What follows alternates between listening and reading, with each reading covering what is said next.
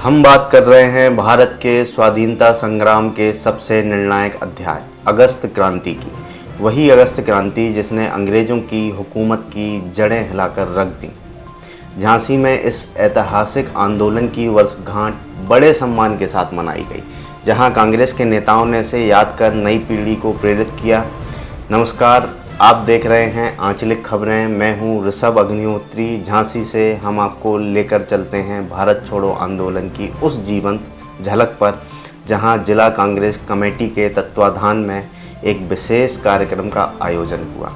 यह कार्यक्रम स्टेशन के पास डांडी यात्रा पार्क में हुआ। नाथूराम गोडसे जिसके मुख्य अतिथि पूर्व केंद्रीय मंत्री श्री प्रदीप जैन आदित्य थे। जिलाध्यक्ष देशराज रिछारिया ने इसकी अध्यक्षता की। इस मौके पर भारत छोड़ो आंदोलन यानी अगस्त क्रांति की महत्ता को समझाया गया। राष्ट्रपिता महात्मा गांधी ने अगस्त 1942 में करो या मरो का ऐतिहासिक नारा दिया था, जिसने पूरी भारतवर्ष की जनता को एकजुट कर दिया। असंख्य देशवासियों ने इस नारे को अपना कर अपने प्राणों की आहुति देने से भी वो पीछे नहीं हटे। पूर्व केंद्रीय मंत्री प्रदीप जैन आदित्य ने कहा, अगस्त क्रांति ने अंग्रेजी हुकूमत की जड़ें पूरी तरह उखाड़ दी थी। यह आंदोलन भारत की आज़ादी का निर्णायक मोड़ साबित हुआ। कार्यक्रम के दौरान कांग्रेसी कार्यकर्ता खंडित प्रतिमाओं को देखकर भड़के और धरने पर बैठ गए। यह दर्शाता है कि आज भी स्वतंत्रता संग्राम की यादें और उसकी भावनाएं हमारे समाज में कितनी जीवित हैं। अगस्त क्रांति न केवल ब्रिटिश सत्ता के खिलाफ अंतिम विद्रोह था, बल्कि इसने भारत के राजनीतिक परिदृश्य को हमेशा के लिए बदल दिया। इस आंदोलन ने युवाओं और आम जनता में आत्मनिर्भरता, साहस और देशभक्ति की भावना को नई उड़ान दी। आज जब हम 1942 के उस ऐतिहासिक पल को याद करते हैं, तो यह हमें प्रेरित करता है कि देश की सेवा, संघर्ष की भावना हर युग में आवश्यक है। ये यादें हमें हमारी जिम्मेदारी भी याद दिलाती हैं कि स्वतंत्रता के इस अमूल्य उपहार को हम कभी खोने न दें।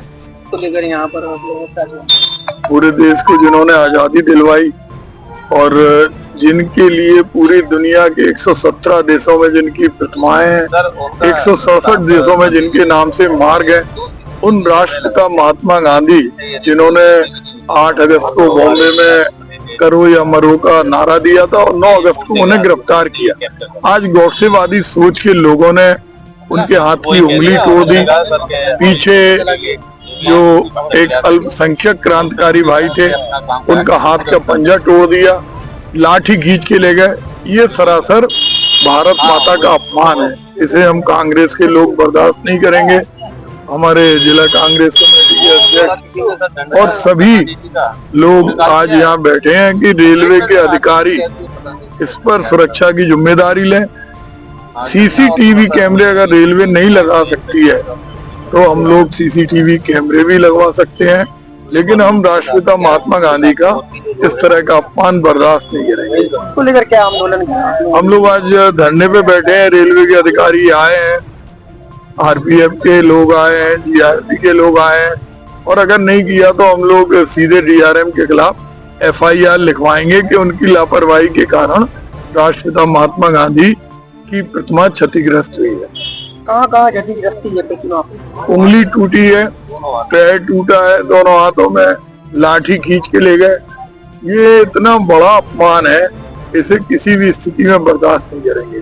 हमारे देशराज रिछारिया जी जो जिलाध्यक्ष हैं, बलवान सिंह यादव जो पीसीसी हैं, राजेंद्र सिंह, इम्तियाज भाई, अफजाल, मुकेश अग्रवाल और हमारे अमिताभ निगम, अखिलेश गुरुदेव, छोटे राजा, हम सब लोगों ने ये तय किया है। चूंकि संख्या बहुत आई थी, त्योहार का समय था, हमने कहा आप लोग जाओ, लेकिन हम लोग जब तक बैठेंगे जब तक इस पर ठोस कार्रवाई नहीं हो, क्योंकि रोज रोज हम लोग इस तरह गौडसेवादी ताकतों के द्वारा राष्ट्रपिता महात्मा गांधी का अपमान सहन नहीं कर सकते। अगर आप भी भारत के इतिहास और स्वतंत्रता संग्राम की गहरी समझ चाहते हैं तो हमारे चैनल को सब्सक्राइब करें। कमेंट में बताएं कि आप किस स्वतंत्रता संग्राम के किस ऐतिहासिक पहलू पर विस्तार से जानना चाहते हैं।